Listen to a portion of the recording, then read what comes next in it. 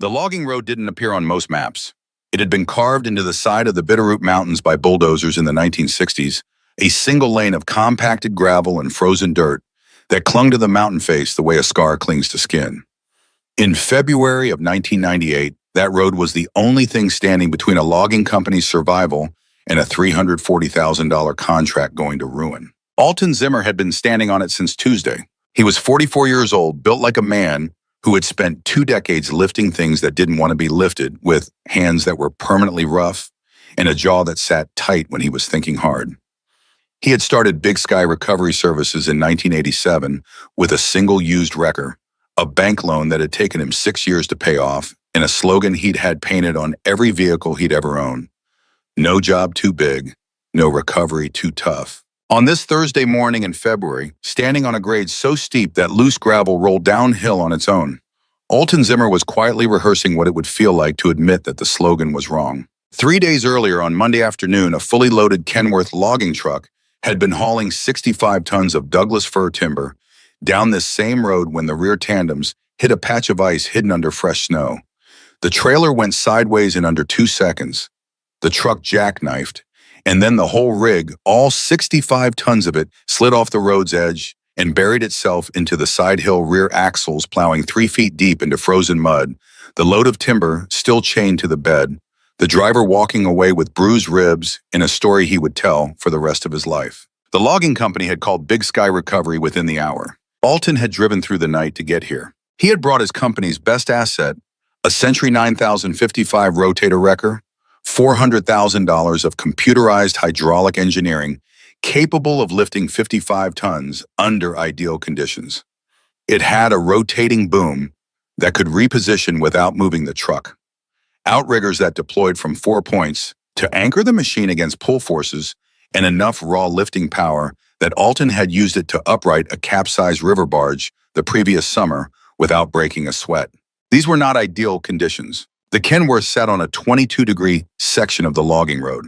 To understand what 22 degrees means in practice, you have to feel it under your boots. Walking uphill on that grade required leaning your entire torso forward just to keep from sliding back. Standing still required constant micro-adjustments from every muscle below your waist. The ground itself, frozen mud over loose shale, offered no reliable surface for anything that needed to stay fixed in place. And the rotator's 4-point outrigger system, the engineering marvel that made it the most capable recovery machine Big Sky Recovery owned, required exactly that, a fixed surface to anchor against. On the first morning, Alton's lead operator had deployed 2 outriggers and felt the machine begin to slide within 40 seconds. He retracted them, repositioned, tried again. Same result. The frozen mud over shale gave way under point load pressure, the way ice gives way over moving water suddenly and without warning. By Tuesday afternoon, after 6 hours of attempts from multiple positions, the operator had walked over to Alton and said what needed to be said. His name was Clovis Thatcher. He was 35 years old, had been running heavy recovery equipment since he was 22, and had never once refused a job in 8 years of working for Alton.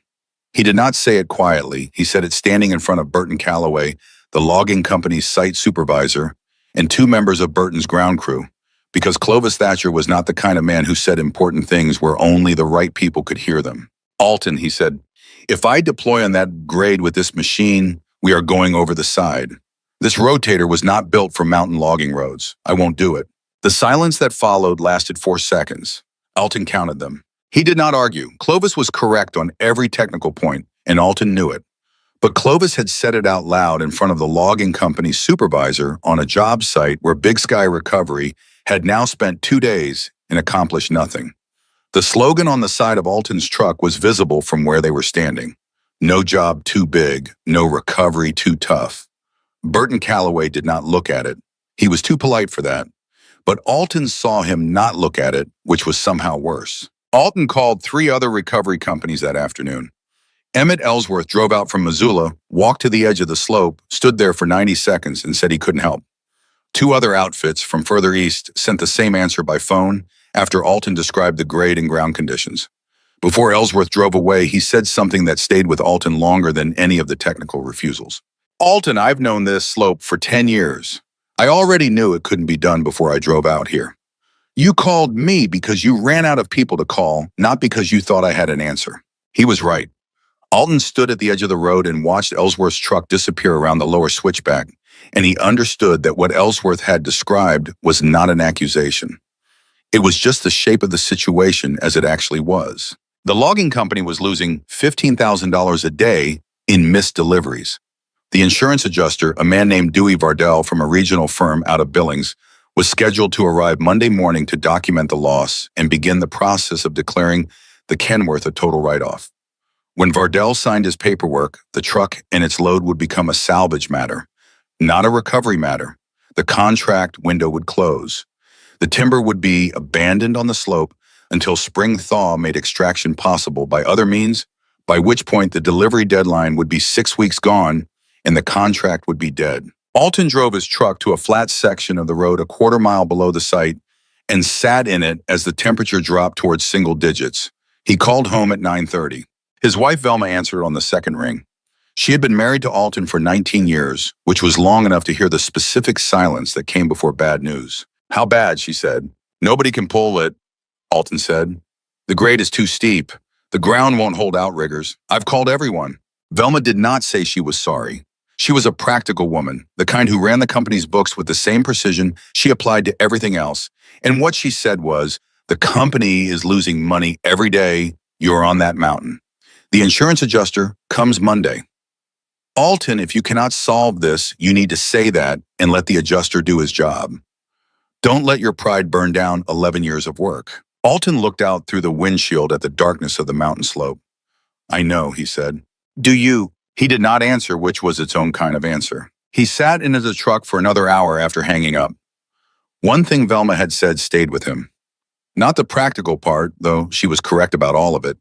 What stayed was the word pride, the way she had put it directly next to 11 years of work, as if one of those things had been quietly threatening the other for a long time, and she had simply chosen tonight to say it plainly. He had not built Big Sky Recovery on pride. He had built it on solving problems that other people walked away from. Those two things had felt like the same thing for so long that he had stopped noticing the difference. Tonight, on a frozen mountain road with his best machines sitting idle and his best operator's refusal still hanging in the cold air, the difference was suddenly very clear. He did not sleep well in the truck cab. He slept in his short stretches, waking each time to the sound of wind pushing through the pines on the uphill side of the road. And each time he woke, he looked up the slope toward where the Kenworth sat invisible in the dark 65 tons of timber and steel that the mountain had simply decided to keep. Wednesday passed in the specific misery of a problem that has no solution. Alton walked the site 3 more times looking for ground conditions he might have missed, angles of approach he hadn't considered. Clovis worked alongside him without being asked, carrying a grade level and a soil probe checking frozen depth at a dozen points on the slope. They did not talk much. There was a kind of respect in that, the respect of two men who understood the same problem and were giving it its due weight. What Clovis found was consistent. The frozen layer was 4 to 6 inches deep, and below it was a mixture of clay and shale gravel that had the structural integrity of wet concrete when frozen, but would behave like loose fill the moment outrigger pressure exceeded a certain threshold. The threshold was well below what the rotator needed to operate safely. By Wednesday evening, Alton had accepted in the quiet interior way that acceptance actually works, that he did not have a solution. He had not said it out loud yet. Saying it out loud was the part that would take until Monday. Thursday morning arrived gray and hard temperature at 24 degrees Fahrenheit when Alton walked out to the site at first light. Burton Calloway was already there standing at the edge of the slope with a cup of coffee looking down at the Kenworth, the way a man looks at something he has been staring at long enough that he stopped really seeing it. They were standing there together, not saying much, when Burton's radio crackled. It wasn't a call intended for them. It was a different frequency picked up by proximity, the voice of an older man talking to someone else about a piece of equipment, about a slope, about a name. The name was Kowalski. Burton turned the volume up slightly, looked at Alton. 20 minutes later, Burton's phone rang. The man on the other end introduced himself as Garland Kowalski. He said he had been listening to his scanner that morning and had heard Alton's conversations with the logging company, heard Alton say that no recovery service in Montana would touch the job because the grade was too steep and the physics didn't work. He said he knew the slope on Lolo Ridge. He said he thought he could help. He said he had a wrecker. Old one, he said, but built for mountain work. Army surplus, 1947, built for tank recovery. Burton handed the phone to Alton. Alton listened to Garland Kowalski describe his equipment for 90 seconds. A 1947 Diamond T-969, a machine that Garland's father had purchased at a military depot in Washington state after the war. A machine that had been used to pull logging equipment off mountain roads in the Bitterroot for nearly 30 years before sitting in a barn for the past 3. Alton handed the phone back to Burton and said, "Tell him to come up." He said it without enthusiasm because what he felt in that moment was not hope.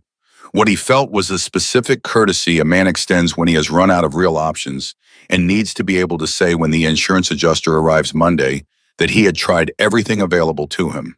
An old man with a 50-year-old surplus wrecker was not a solution, but he was something to point to. What none of them knew yet was what was happening 12 miles down the mountain at that exact moment in a weathered barn on a property outside of Darby.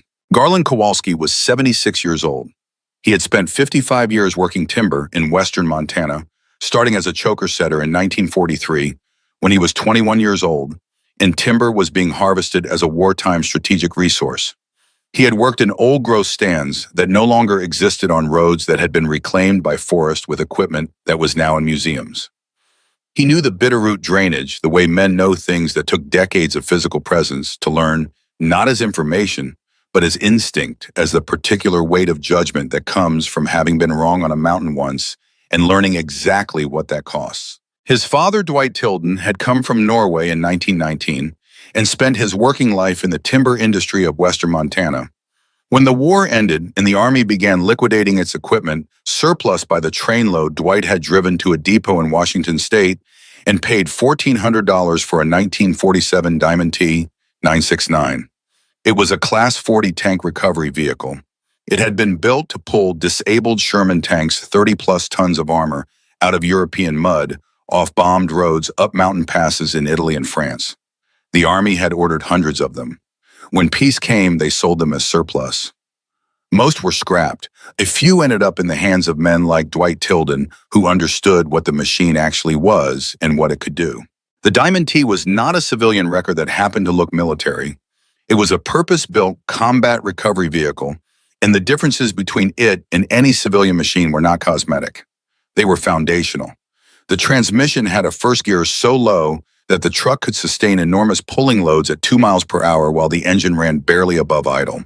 This was not an accident of engineering. It was a specific design response to the problem of pulling a 30-ton tank up a 20-degree grade on a road destroyed by artillery, where mechanical sympathy and relentless, sustained power mattered more than speed. The boom was a fixed vertical tower built from heavy steel I-beams, not an extendable rotating arm, which meant Garland could apply upward, pulling force at a steeper angle than any modern rotator could manage. And the machine weighed 22,000 pounds, with that weight concentrated over the rear tandem axles, so that when the winch pulled forward, the reactive force pressed the rear tires down into the ground rather than trying to push outriggers sideways through frozen earth. Dwight had used the Diamond T from 1947 until 1976 when he died. Garland inherited it and used it through the 1980s and into the early 1990s, until the larger logging operations began keeping their own recovery equipment, and the independent calls slowed down. By 1995, the Diamond T had been parked in the barn. Garland started it twice a year to keep the engine alive, checked the hydraulics, kept the winch cable lubricated. He had no specific reason to believe he would ever use it again. He kept it running because letting it die felt wrong in a way he could not precisely articulate. On this Thursday morning, after hanging up with Burton Calloway, Garland stood in the barn for 3 minutes before he touched the vehicle. The barn was cold. His breath came out in visible clouds. The Diamond T sat in the shadows at the back, massive and still, the military cab boxy and angular, still showing traces of olive drab under the faded red paint Dwight had put over it in the 1950s. The vertical boom rose like a tower in the dim light. The U.S. Army markings on the winch cable were still legible. Garland was aware of several things simultaneously. He was aware that his left knee had been unreliable on uneven ground since a fall in 1991. He was aware that his hands in cold temperatures had developed a slight tremor in the last 2 years that he had not mentioned to his doctor or to anyone else. He was aware that he had not operated this machine in a genuine working situation in 4 years. and that the kind of judgment required on a live slope with a load in motion and forces that responded to decisions in real time was not the kind of thing that came back immediately after years of inactivity. He was also aware of the slope on Lolo Ridge. He had pulled equipment off steeper grades than that in the 1950s and 1960s, when logging roads were nothing but raw bulldozer cuts, and the only machines available for recovery were the ones that had been built during the war. He knew what the Diamond T could do on that kind of terrain because he had watched it do it first with his father running the winch, then himself. The question that the 3 minutes of stillness was answering was not whether the Diamond T could pull the Kenworth off that slope. Garland was confident about the machine. The question was whether he still could, whether the man who had spent his career on mountain roads, who had read terrain through the soles of his boots and the vibration of a steering wheel, was still inside the 76-year-old body standing in this cold barn. He put his hand on the hood. The metal was cold enough to pull heat from his palm. Under the red paint, under the olive drab beneath it, was steel that had been manufactured in 1947 for the hardest work imaginable. His father had chosen this machine. His father had kept it running. Garland had kept it running through that. He climbed up into the cab. The engine turned over on the third attempt, coughed twice, and settled into its deep, grinding idle. The sound of it filled the barn.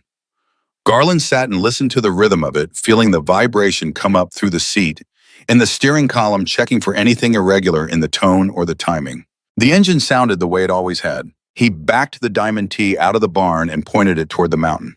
2 hours later, the sound of the machine announced itself before it was visible. The low grinding of the engine in first gear, the particular mechanical cadence of a vehicle operating at absolute minimum speed under its own considerable weight, came echoing off the rock faces above the logging road before anyone on the site could see the truck itself. Burton Calloway heard it first and walked to the upper edge of the road to look down toward the lower switchbacks. Then everyone heard it. Then everyone saw it. The Diamond T969 came around the lower bend doing 8 miles per hour in first gear, and it was not what anyone on the site had been picturing. It was massive.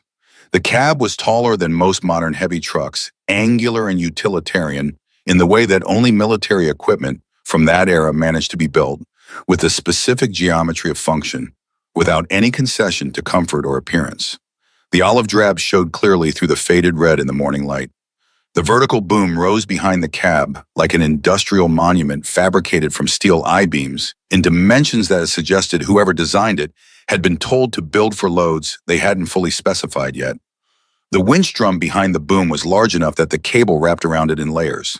The machine looked like what it was equipment built for a war surviving into a peacetime world that had largely forgotten the specific problems it had been designed to solve. Alton stood with Clovis Thatcher and 2 members of Burton's ground crew and watched it come. After a moment, Alton started laughing. It was not a cruel laugh exactly, but it was not a kind one either. It was the laugh of a man with a $400,000 machine sitting idle 20 yards away, watching a 51-year-old military surplus vehicle come grinding up a logging road in first gear. "Is that what I think it is?" Alton said. Clovis stood with his arms crossed, watching the Diamond T negotiate the last switchback before the flat staging area. His expression was not amusement. It was the focused, slightly narrowed look of a man running calculations. The Diamond T pulled onto the flat area and stopped. The engine idled for a moment, then went quiet. A long moment passed. Then the cab door opened, and Garland Kowalski climbed down. He was a tall man, or had been now, slightly compressed by age into something still imposing, but more deliberate. He moved with the careful economy of a 76-year-old body that knew exactly which movements cost what. He was wearing a wool work coat, thick gloves, and boots that had been resoled at least twice. He did not look at the Kenworth first. He looked at the slope. Alton walked over. He was still managing his expression, keeping the amusement at a level that was technically polite. He introduced himself. Garland gave his name and shook Alton's hand with a grip that told Alton something about the man's working history without requiring explanation. "Burton said you think you can pull that Kenworth," Alton said. "I know I can," Garland said. Alton gestured at the Diamond T. "With all respect, that truck is from 1947. I've got a rotator that costs $400,000, and it cannot anchor on that slope. What makes you think that machine does better?" Garland looked at the rotator, then at the slope, then back at Alton. When he spoke, he was not performing patience. He simply had it. Your rotator needs 4-point outrigger deployment to operate at capacity. On that slope with that ground, you cannot anchor. The Diamond T does not use outriggers. The weight sits over the rear tandem. When the winch pulls, the reactive force presses the rear tires into the ground. The lower the gear, the more sustained the pull at lower force peaks, which means the machine does not lurch, does not spike the load, does not give the ground a reason to shift. He paused. I am not trying to overpower that slope. I am trying to work with it. There is a difference. Clovis Thatcher stepped forward. He had been listening with the particular attention of someone checking a technical argument against his own knowledge as it unfolded. The vector forces on a 22-degree grade don't work out, Clovis said. When you apply uphill tension on that slope, the cable wants to pull your machine uphill too. You'll lose rear traction and slide before you build enough line tension to move the Kenworth. Garland turned to look at Clovis directly. The Army used these machines in Italy in 1944 and 1945, he said. Mountain roads, grades steeper than this. They designed the gearing specifically for the vector problem. Low enough speed, high enough mechanical advantage weight distribution over the pull axis. They understood it. The machine reflects what they understood. Clovis had no immediate response to this. Not because the argument was unanswerable on technical grounds, but because there was something in the delivery of it, the specific flatness of a man citing a 50-year-old engineering solution with complete personal confidence that created a kind of pause in the conversation. Alton shook his head. Garland, I appreciate it, but I can't let you risk your life on that slope. My insurance won't cover me watching you try. Burton Calloway, who had been standing back, moved forward. Alton, he said, let him try. We have nothing to lose. He paused. I knew the Kowalski name before today. My father worked these same roads. If Garland says he can do it, I believe him. Alton looked at Garland, looked at the Kenworth on the slope above, looked at his rotator, $400,000 of equipment that had not moved the load 1 inch. Fine, Alton said. I'm recording this. If that machine goes over the side, I want documentation that it was not my company's operation. Garland looked at him with an expression that was not offense and not amusement. It was something more settled than either of those things. Record whatever you want, he said. You're going to want to watch it again. He turned back to the Diamond T and began the work of rigging. What happened next was something that none of the men standing on that staging area had seen before. Not because it was dramatic in any visible way, but because it was so completely unhurried. Clovis Thatcher, who had crossed his arms and planted himself in the position of a skeptic, waiting for confirming evidence, watched Garland begin the process of positioning his machine and pulling cable, and found himself, without making any deliberate decision, walking toward the slope to get a better angle on what the old man was doing and why. Burton Calloway, without a word to anyone, picked up an end of the military spec cable that Garland had begun unreeling from the drum and held it. Garland looked at him, nodded once. 2 of Burton's ground crew followed their supervisor's lead and came forward without being asked. Alton stood with the camcorder. Clovis stood where he had planted himself watching. And on the staging area of a mountain logging road in the Bitterroot Range, with the temperature holding at 24 degrees and the light of a February morning flat and gray against the snow, a 76-year-old man who had not been certain that morning whether he was still the person he had spent his life becoming, began to lay out his rigging with the same methodical patience that the machine behind him had been built to embody. He did not rush. There was no version of this that rewarded rushing. He checked each point of contact 3 times, not because he doubted the equipment, but because 3 times was the number that his father had taught him, and his father had never been wrong about that. He chose the position for the Diamond T on the firmest ground could locate 150 feet below the Kenworth on the fall line of the slope. He ran the cable through snatch blocks, secured to trees on the uphill side, creating a pulley system that would triple his mechanical advantage while keeping his pull angle favorable. He selected the attachment point on the Kenworth's frame with the care of a man who understood that the point of connection determines the geometry of everything that follows. The attachment point he chose was not the standard recovery point. Any trained wrecker operator would have used the standard point. Garland chose a frame location that under load would pull the Kenworth simultaneously forward and upward, shifting weight from the buried rear axles onto the front axle where the ground was firmer. Alden watched him make that choice from a distance and lowered the camera from his face for a moment. He did not say anything, but something in his expression changed. When Garland had completed the rigging to his satisfaction, he took 2 minutes to walk the line of the cable from the drum to the Kenworth, checking each block, each anchor point, each connection. Then he walked back to the Diamond T and climbed into the cab. The cab had no doors. It had a roof and a windshield, and an open frame where doors would have been because it had been designed for men who needed to be able to exit quickly in a combat zone. And no one had ever added doors because Dwight Tilden had not believed in modifying things that were already correct. It was 24 degrees outside.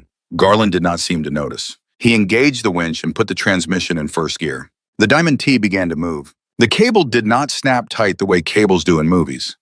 It came to tension the way a river comes to flood, gradually, and then all at once the slack running out of the line in visible waves that traveled from the winch drum up the slope to the first snatch block, and then redirected toward the Kenworth's frame, and by the time the last of the slack was gone, the cable was humming at a frequency you felt in your back teeth before you heard it with your ears. Garland Kowalski sat in the open cab of the Diamond T with both hands on the wheel, not because steering was required at 2 miles per hour on flat ground, but because the wheel transmitted information.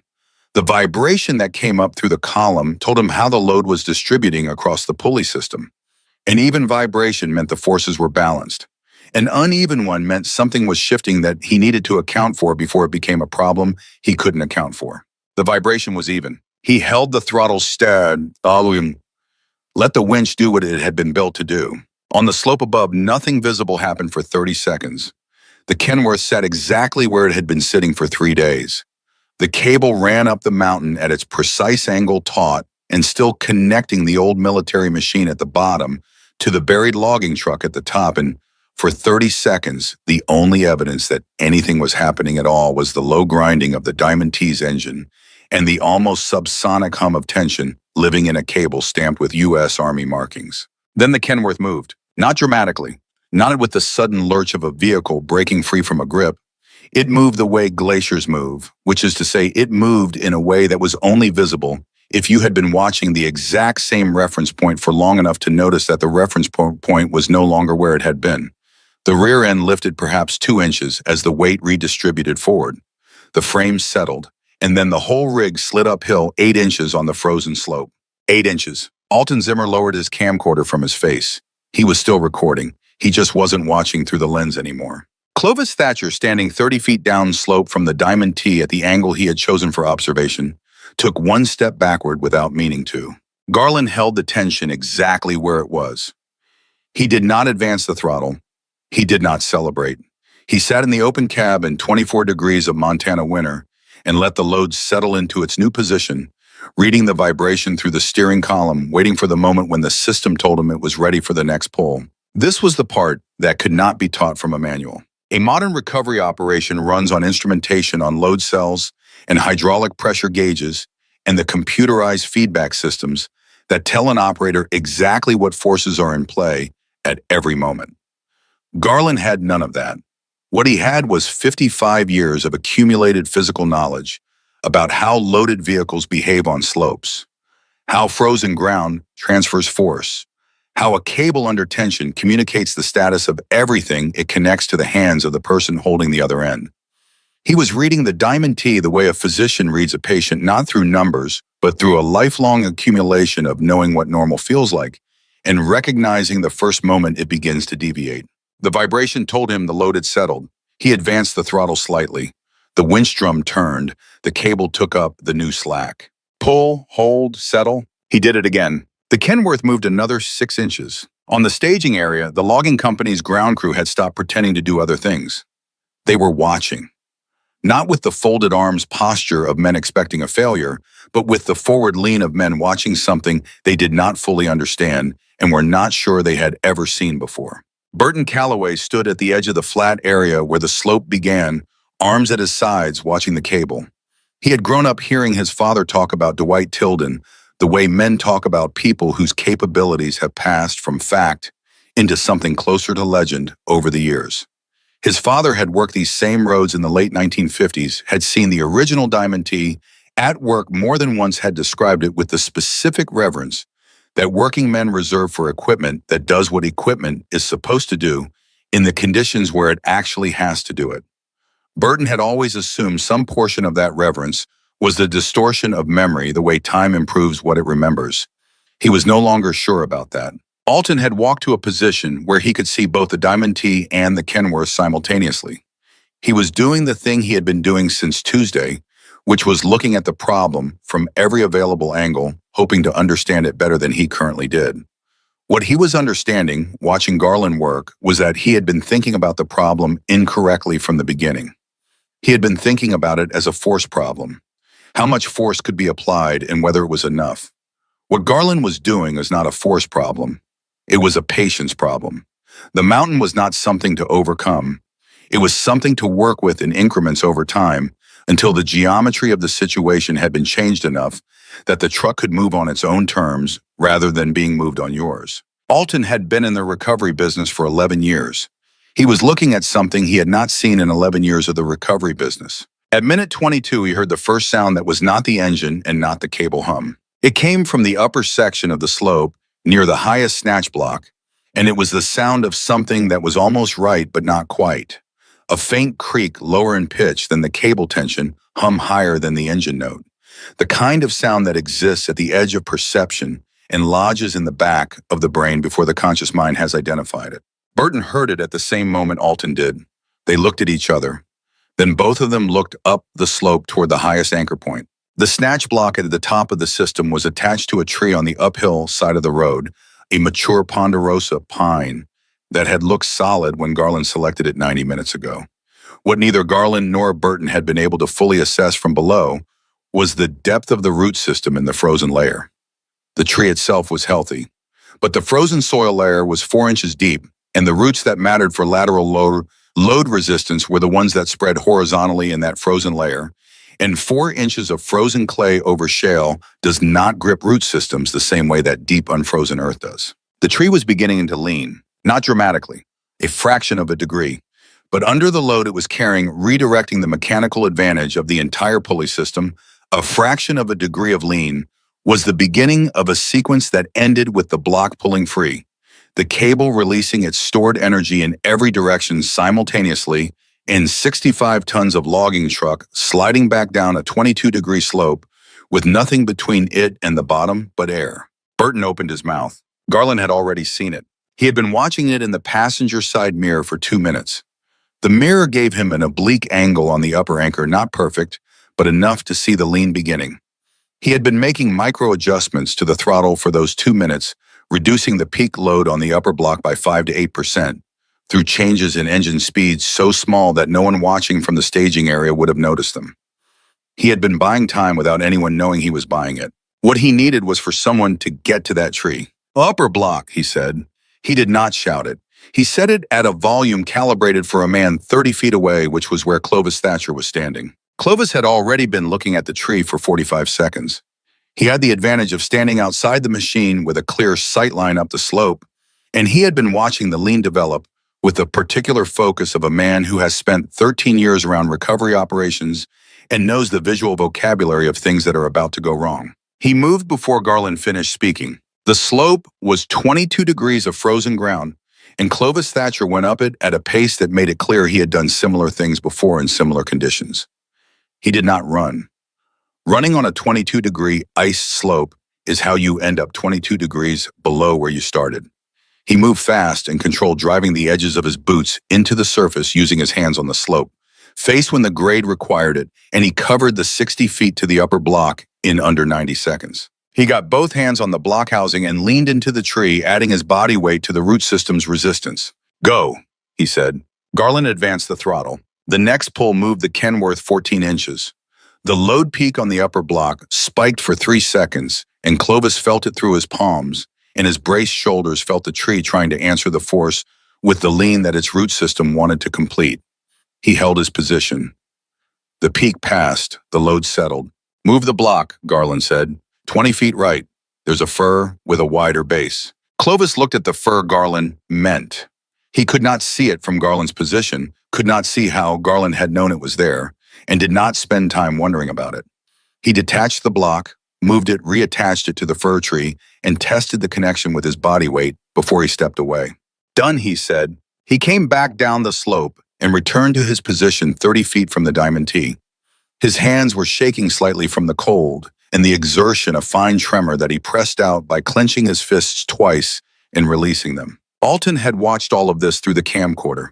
He had kept recording, but at some point during Clovis's climb up the slope, he had started watching with the lens rather than around it, holding the camera up to his eye again, because watching through the lens gave him something to do with his hands and his face while he processed what he was seeing. What he was seeing was his best operator, the man who had publicly refused to work the rotator on this slope 36 hours ago, climbing a 22-degree iced hillside to physically hold a snatch block in place so that a 76-year-old man's 50-year-old winch could keep pulling. Alton did not know exactly when his understanding of the situation had changed.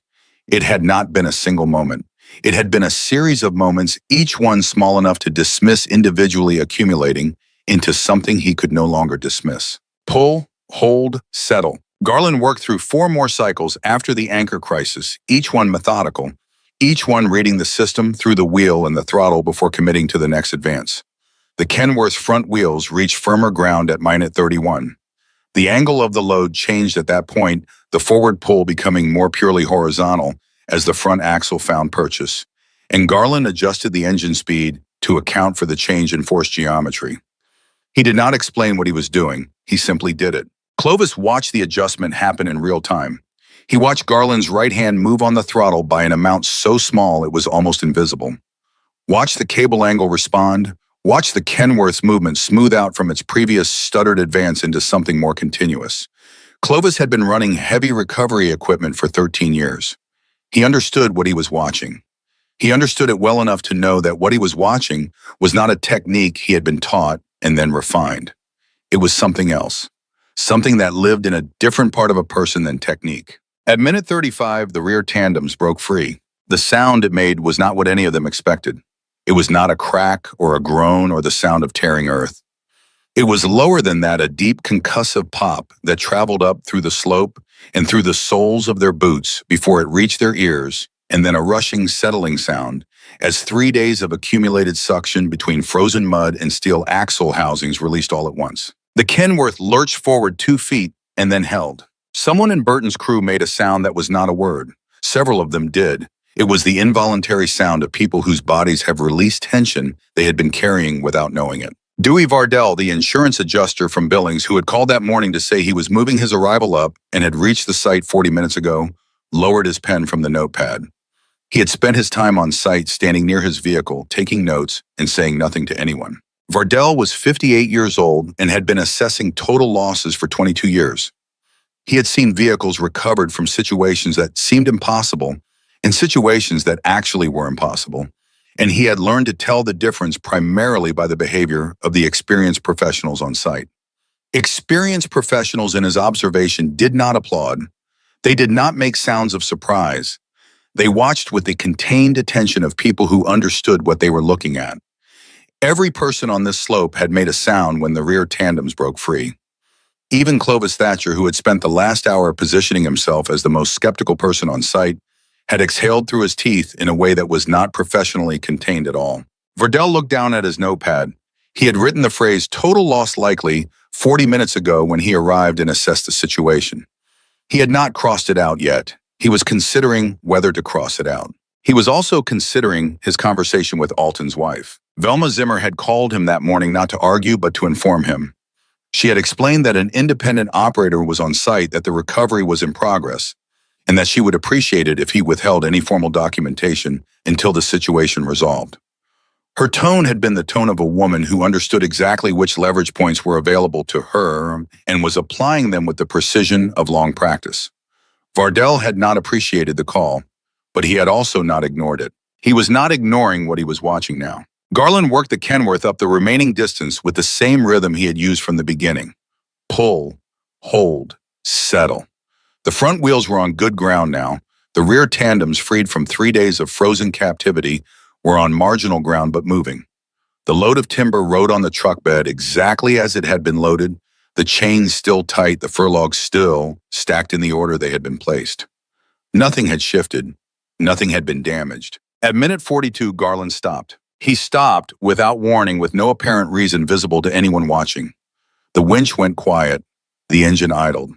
The Kenworth sat on the slope with its front axle on solid ground and its rear still transitioning through a zone that no one from the staging area could read clearly. 90 seconds passed. Clovis broke the silence.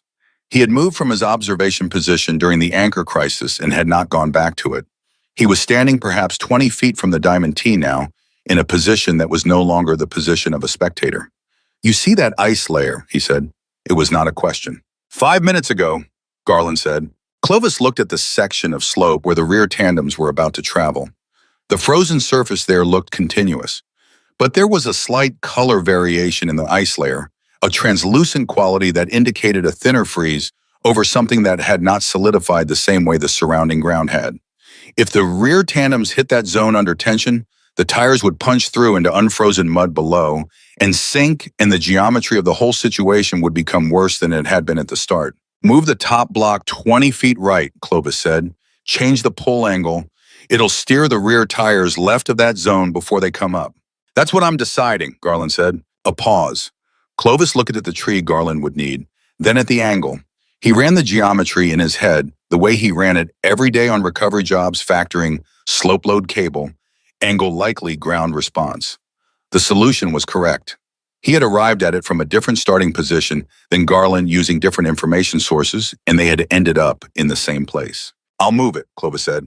He went up the slope for the second time. When he came back down, he did not return to his previous observation position. He stopped at 15 feet from the Diamond T and stood there. It was a small thing, but it was not the position of a man waiting for a failure. It was the position of a man who had appointed himself to a role that had not existed an hour ago. Garland advanced the throttle. The Kenworth's rear tires tracked left of the ice zone by 8 inches. They found solid frozen ground and kept moving. The load kept moving. The timber kept its chains. The whole 65-ton assembly came up the remaining distance of the slope with the gradual inevitability of something that had always been going to happen, given exactly these conditions and exactly this machine and exactly this much patience. Alton's phone rang. He almost didn't answer it. He had the camcorder in one hand, and he was watching the Kenworth with the focus of a man who does not want to look away from something he will only see once. But the phone rang a third time, and he recognized the specific ring he had assigned to Velma, and with Velma not answering a third ring carried its own consequences. He stepped back from the group and put the phone to his ear. "Vardell called me," Velma said. "He said there's an independent operator on site with uninsured equipment, and he's concerned about liability exposure." "I know," Alton said. "Alton, if that man gets hurt on company property during an ongoing insurance assessment, we could be named in the claim." "Velma?" He stopped. "What?" He looked up the slope.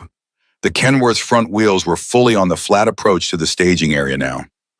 The rear tandems were 3 feet from the edge of the last steep section. "The truck is moving," he said. A pause. "How much?" "Front axle is on flat ground. Rear is almost there." Another pause longer.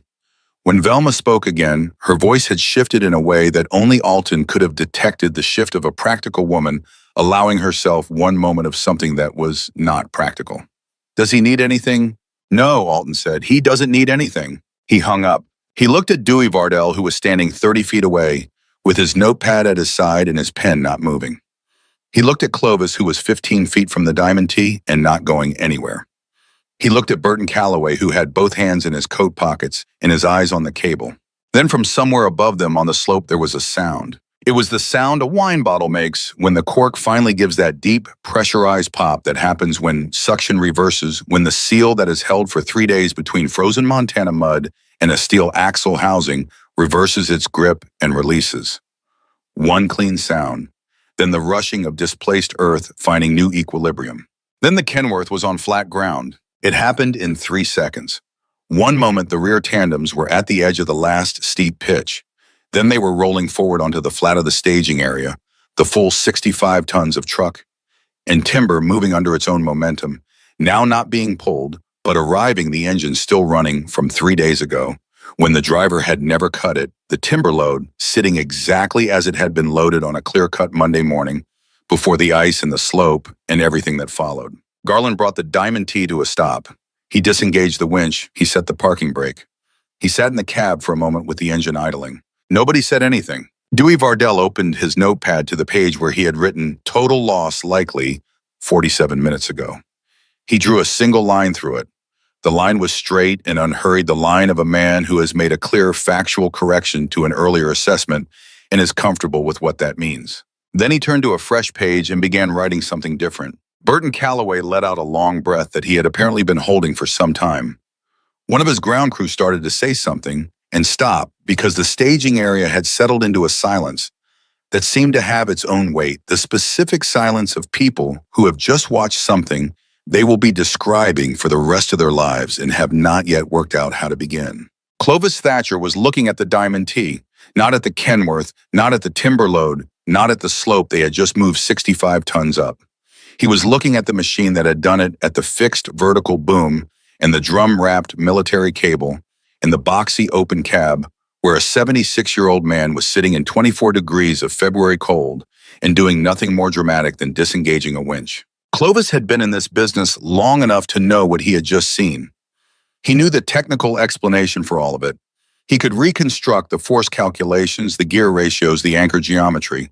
He had in fact been reconstructing them in real time throughout the last 50 minutes, checking Garland's decisions against his own running analysis, finding each time that the decisions were correct. That was not what he was thinking about. He was thinking about the moment on the slope 40 minutes ago when he had been standing 30 feet from the Diamond T in the position of a man who had come to watch something fail. He had stood there for 22 minutes in that position. He had offered a technical objection in the parking area that was, he now understood, not entirely about technical objections.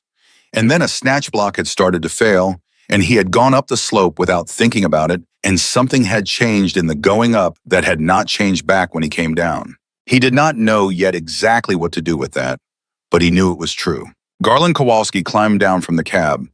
He moved with the same deliberate economy he had used all morning, the careful navigation of a body that knew what it could do and respected the knowledge. He walked to the rear of the Diamond T and began coiling the cable back toward the drum, working from the far end of the line back toward the machine, his hands moving in the rhythm of a man who has coiled cable 10,000 times and no longer needs to think about how. Alton Zimmer stood with the camcorder. He had not turned it off. The recording light was still red. He was looking at the Kenworth on the flat ground, then at the Diamond T, then at Garland coiling cable in the February cold with no doors on his cab and no gloves thicker than the ones he'd arrived in. Then back at the Kenworth. He had come up this mountain on Tuesday with a $400,000 machine and a slogan and 11 years of a reputation that he had built by solving problems other people walked away from. He had spent 3 days watching the mountain refuse his solution. And then a 76-year-old man had driven up in a truck older than Alton's entire career and had solved it in 50 minutes. Alton was not a man who arrived at admissions quickly. He had built his life on the premise that there was always something else to try, always another approach, always a way to make his equipment and his expertise equal to whatever the problem was. That premise had served him well for 11 years. He was standing in the wreckage of it on a flat piece of road in the Bitterroot Mountains, and he did not yet know what he was going to build in its place, but he knew with the clarity that only complete certainty produces that the building was going to have to start from something different than what he had started from before. Garland had worked his way back to the first snatch block and was detaching it from the ponderosa pine where it had held for 50 minutes. He worked without hurrying. He had somewhere to be, which was back down the mountain, and he would get there when the work was done properly, because work done properly was the only kind worth doing. Alton walked toward him. Alton walked toward Garland with the camcorder still running in his right hand, recording nothing in particular, now just pointed at the ground because he had forgotten he was holding it. Garland did not look up from the cable. He was working his way along the line, coiling it in measured loops over his forearm, moving back toward the winch drum, with the unhurried pace of a man who understood that the job was not finished until the equipment was properly secured. The Kenworth sat on flat ground 20 yards away, with its engine still running a low diesel murmur that had been running continuously for 3 days without anyone realizing it until now, when the silence of the mountain made every sound audible. Alton stopped a few feet away. He waited until Garland reached the drum and began feeding the cable back onto it before he spoke. "How much do I owe you?" Alton said. It was not quite a question. It was the sentence of a man who needed to establish that a transaction had occurred because a transaction was something he knew how to handle. A transaction had clear terms. A transaction could be settled. Garland kept feeding cable onto the drum. Nothing, he said. Alton had expected this. He had not expected to feel what he felt when he heard it, which was something closer to discomfort than gratitude. Nothing was harder to receive than money. Nothing required something in return that Alton did not know how to give. Garland, he said, you just did what my $400,000 machine could not do. My machine did what it was built to do, Garland said. Yours did the same. Different machines for different work. That is not an answer to what I asked. Garland finished the last loop of cable and secured the end of the drum housing. He straightened up slowly with the particular care of a man whose back had opinions about standing up quickly in cold weather. He turned to look at Alton for the first time since Alton had walked over. My father bought that truck to help people who got stuck in places where regular equipment couldn't reach them, Garland said. He didn't charge much. Sometimes he didn't charge at all. The truck has paid for itself more times than I can count. I don't need money from you. I needed to know if it could still do what it was built to do. Alton looked at him. And it can, Garland said. A pause opened between them. On the slope above the staging area, one of Burton's ground crew had begun walking up to inspect the ruts left by the Kenworth's extraction, checking the road surface for damage. The diesel of the logging truck continued its patient idle.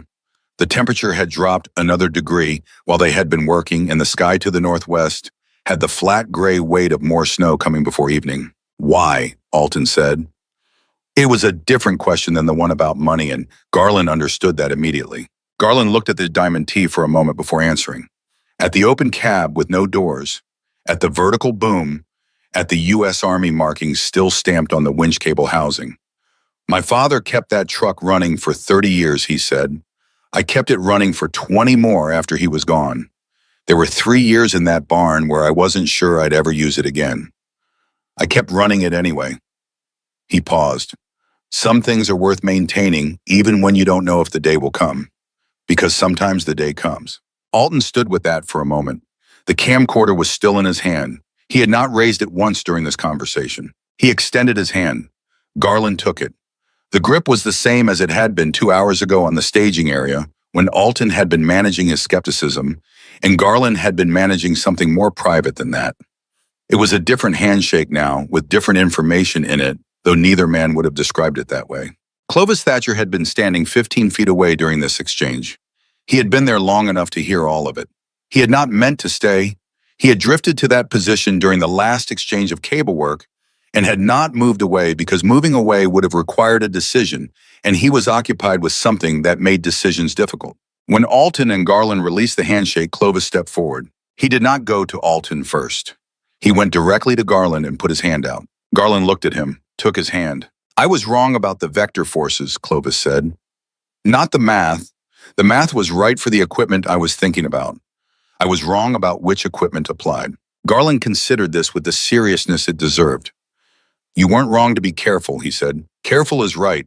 You just didn't have all the information. I had enough information to stand in one place for 20 minutes, Clovis said. That part I was wrong about. It was the most precise thing Clovis Thatcher had said all day, and it was precise in a way that had nothing to do with load calculations or grade percentages.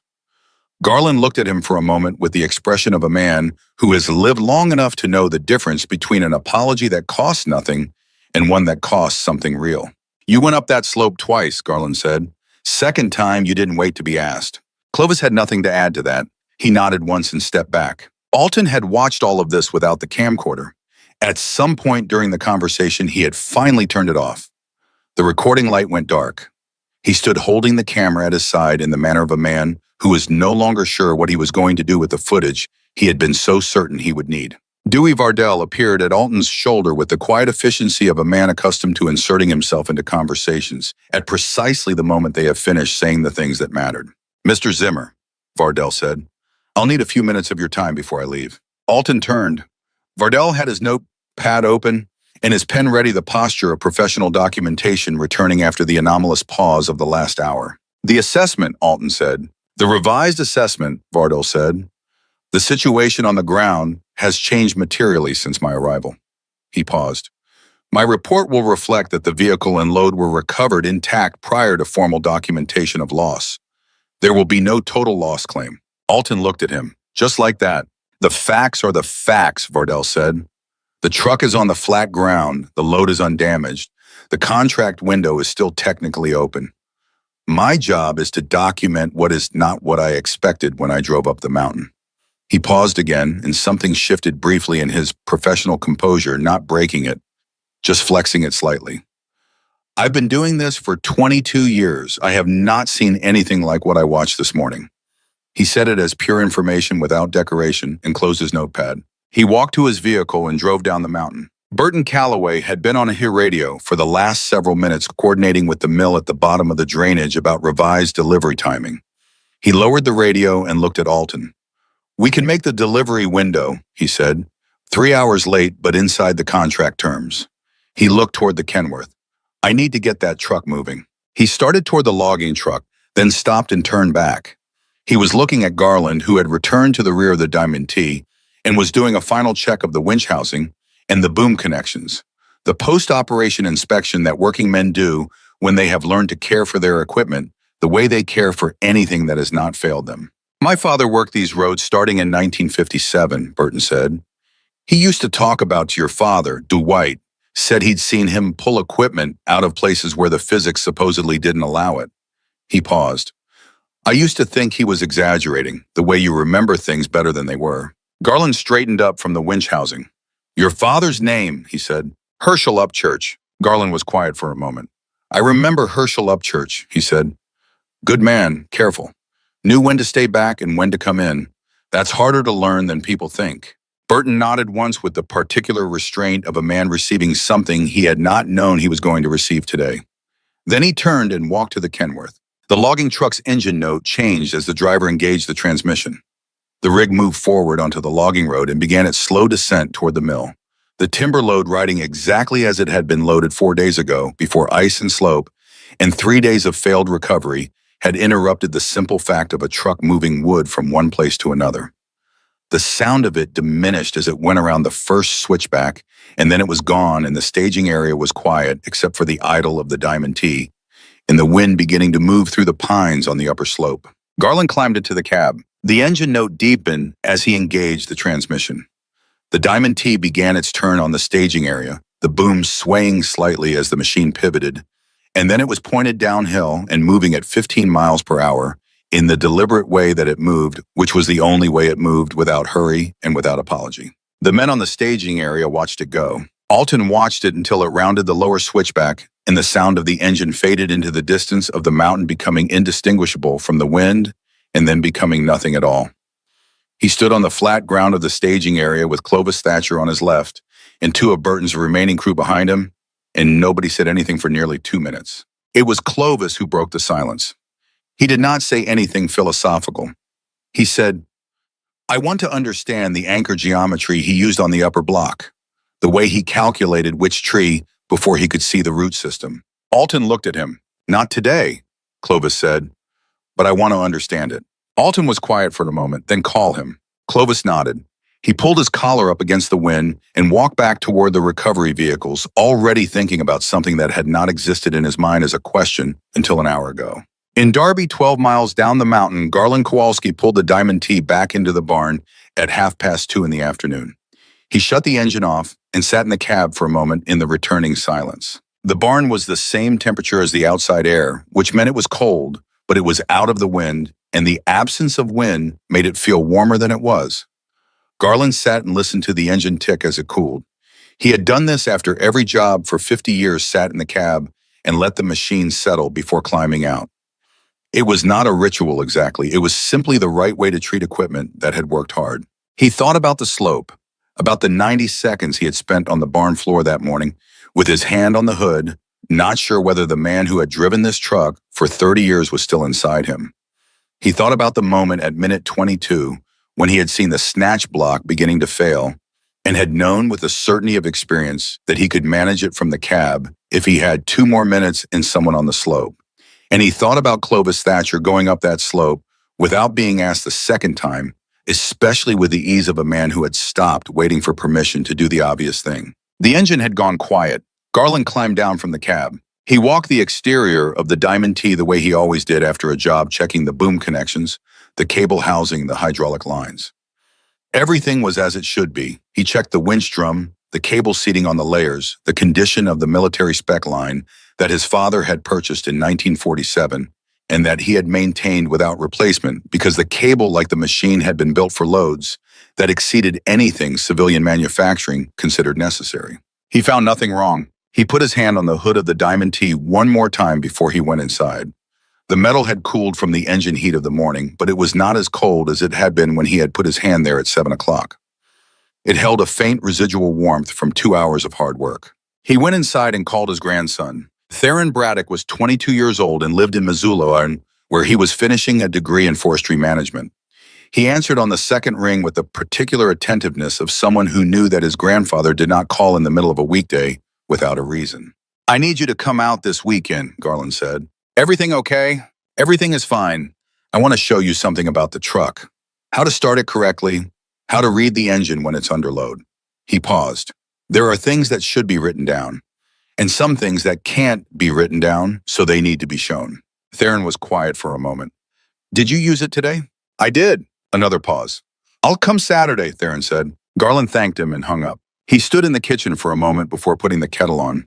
Through the window, he could see the barn, the doors still open from when he had pulled in.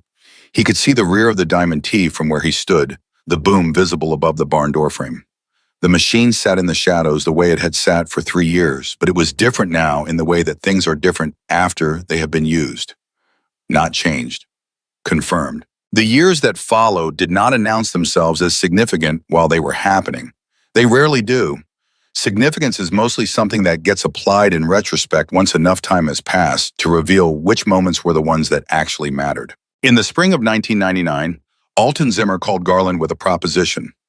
Big Sky Recovery had taken on a contract in Lincoln County that involved recovery work on mountain logging roads terrain, where the company's rotator would be at the edge of its operational envelope. Alton did not ask for help. He described the job and then said, "If the grade runs above 18 degrees on the north face, I want you to know I'm going to call you before I put my equipment on it." He paused. "Not because I can't try it, because I know now what trying it costs when there's a better solution available." Garland said that was reasonable. They did not formalize anything. There was no contract, no retainer, no professional arrangement of any kind. There was simply an understanding between two men who had stood on the same slope and arrived by different routes at the same conclusion about what mattered. Over the following 4 years, that understanding produced 7 calls. 6 of them were mountain recovery situations where the Diamond T went to work, and the modern equipment stood by and learned things that were not in any manufacturer's manual. The 7th call was different.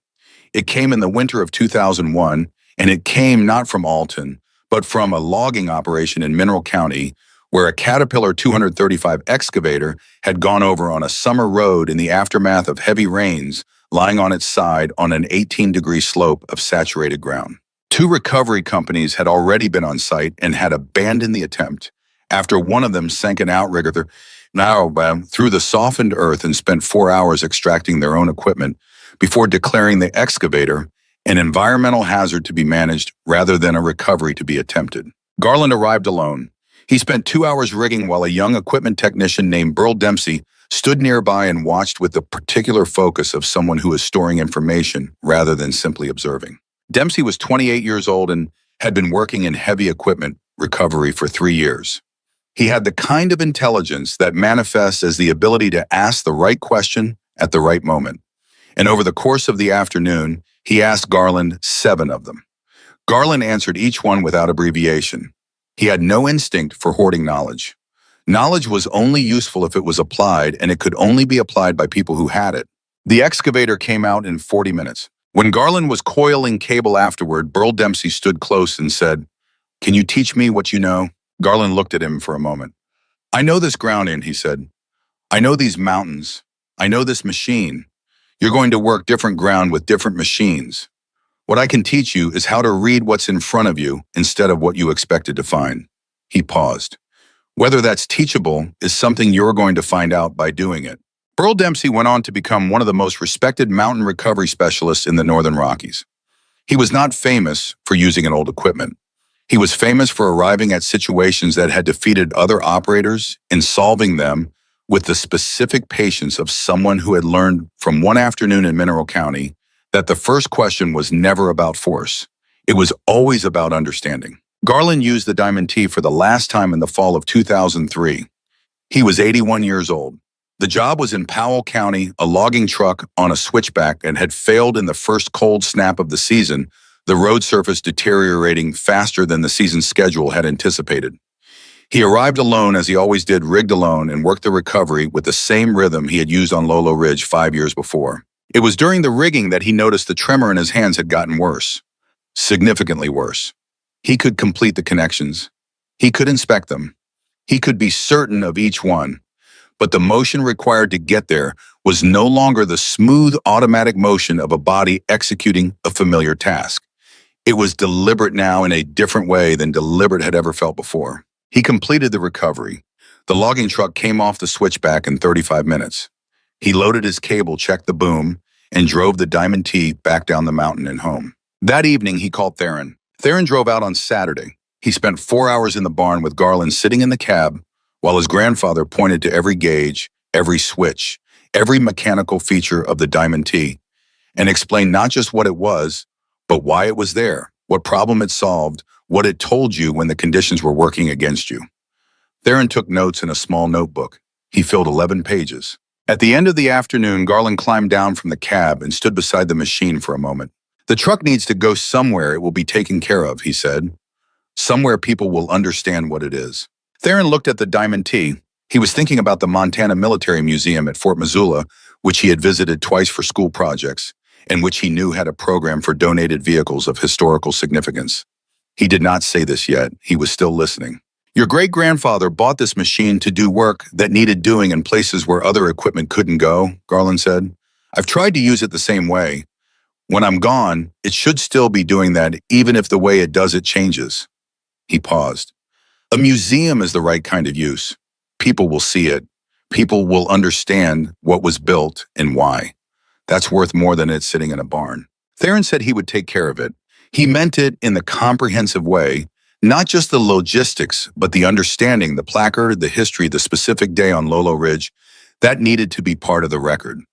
He would make sure the record was complete. Garland Kowalski died in March of 2004. He was 82 years old. He had spent 61 years working the timber country of western Montana and had never once described himself as anything other than a logger who happened to own a useful piece of equipment. Theron donated the Diamond T969 to the Montana Military Museum at Fort Missoula the following year. The museum's restoration team spent 6 months returning it to the condition it had been in at the time of its military service, stripping the layers of red paint back to the original olive drab, replacing worn rubber components, ensuring the engine and winch function as they had been designed to function. When the restoration was complete, the Diamond T was placed in the main exhibition hall with a placard that documented its military history, its acquisition by Dwight Tilden in 1947, its decades of service on Montana logging roads, and the February morning in 1998 when it had pulled a 65-ton logging truck off a 22-degree slope after every modern recovery company in the state had declined the job. The placard included a statement from Alton Zimmer, who had submitted it in writing when Theron contacted him during the documentation process. Alton had taken a long time with it. He had written it and rewritten it 4 times over the course of a week, and the version he finally submitted was shorter than any of the previous versions, which was the version he knew was right when he arrived at it. It said, "I spent 20 years believing that newer equipment meant better equipment. A 76-year-old logger with a World War II surplus wrecker taught me that the question is never how new the machine is or what it cost. The question is whether it was built for the work you are asking it to do." Clovis Thatcher read those words in 2007 when he drove to Fort Missoula specifically to see the Diamond T. He stood in front of the placard for a long time. Then he called Alton. "You wrote that right," he said. Alton was quiet for a moment. "I almost wrote more," he said. "There was a version that talked about the slope and the cable and the physics of it, but that wasn't what needed to be said." "No," Clovis said, "it wasn't." He stood in front of the Diamond T for another 10 minutes before he left.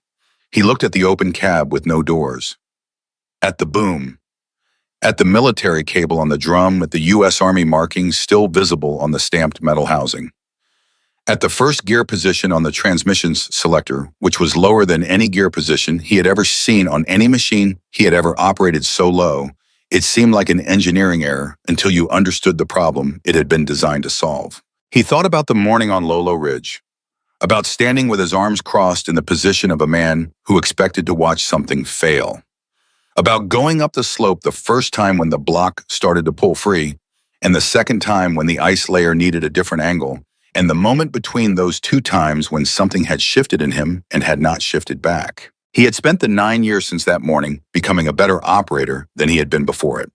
Not because he had changed his methods fundamentally, but because he had added something to his methods that he had not had before, something he could not name precisely, but that had to do with the difference between understanding a problem and understanding the ground the problem was standing on. He had called Garland once in the summer of 1999. He had asked about the upper anchor selection on Lolo Ridge, how Garland had known which tree to choose before he could fully assess the root system. Garland had answered the question directly explaining the visual cues in the frozen soil surface, the color and texture variation that indicated root depth, the way snow settlement patterns reflected the organic matter distribution below. It was a complete technical answer. Clovis had written it down. Then Garland had said, "But you're asking the wrong question." Clovis had waited. "The question isn't how I knew which tree. The question is how long he had been looking before I got there. I started reading that slope from the moment I came around the lower switchback. By the time I was rigging, I'd been reading it for an hour and a half." He paused. "The answer is always in the ground. You just have to give yourself enough time to ask it." Clovis had written that down too. He thought about it often. In 2010, Theron Braddock brought his 7-year-old son to the museum on a Saturday afternoon. The boy was named Dwight after his great-great-grandfather, though he did not yet fully understand what that name meant or where it had come from. He stood in front of the Diamond T and looked up at the vertical boom with the frank wonder of a child encountering something whose scale exceeds its category. "What does it do?" the boy asked. Theron thought about how to answer this correctly. He thought about his grandfather in the barn in the late afternoon light, pointing to each gauge and switch. He thought about the notebook with 11 pages of notes that he still had in a drawer in his house in Missoula. "It pulls things that people say can't be pulled," Theron said. The boy considered this with the seriousness that children apply to information they sense is important. Who says they can't be pulled? People who don't know what this machine was built to do. The boy looked at the truck for a long time. He looked at the open cab with no doors and the boom rising overhead and the winch drum with its cable. He reached out and touched the fender. The metal was cool and solid and permanent under his small hand. "They were wrong," he said. "Yes," Theron said, "they were." He put his hand on his son's shoulder. Around them, the museum held its quiet, the particular quiet of places where things that mattered are given enough space to continue mattering. Through the high windows of the exhibition hall, the mountains of western Montana were visible on the horizon, the Bitterroot Range carrying its snow into the afternoon light, the same mountains that Dwight Tilden had come to in 1919, that Garland Kowalski had worked for 61 years, that had tried on a February morning in 1998 to keep something it had no right to keep. The war wrecker had gone up that mountain and come back down, and the mountain had given back what the mountain owed. Some things are built for the hardest work imaginable, and then kept running maintained through the years when the work does not come sustained by the knowledge that the kind of problem they were made to solve does not disappear simply because the world has moved on to other methods. The world moves on. The problems remain. And every so often, on a frozen slope in February with the insurance adjuster coming Monday, and every modern solution exhausted, a barn door opens, and an engine that has been kept alive for exactly this moment turns over on the third try and settles into its low-grinding idle. And the mountain finds out that patience in the right machine with the right man at the wheel is a force that gravity cannot answer.